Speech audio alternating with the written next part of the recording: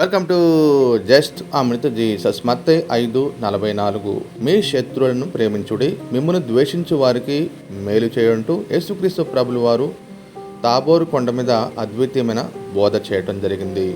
ఈ భూమి మీద మానవులకు మింగుడు పడనటువంటి విషయం ఏంటో తెలుసా? శత్రువును ప్రేమించడము, వారి కోసం ప్రార్థించడము.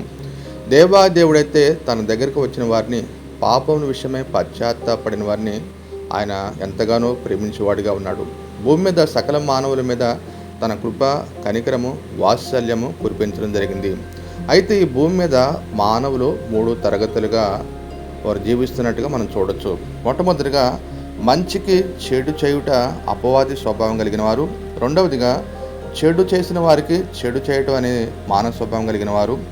మూడవదిగా చెడుకు మంచి చేసే దైవ స్వభావం కలిగిన వారు. మనం ఏ తరగతిలో ఉన్నామో పరిశీలన చేసుకుని దేవునికి ఇష్టమైనటువంటి పాత్రలుగా జీవించడముగా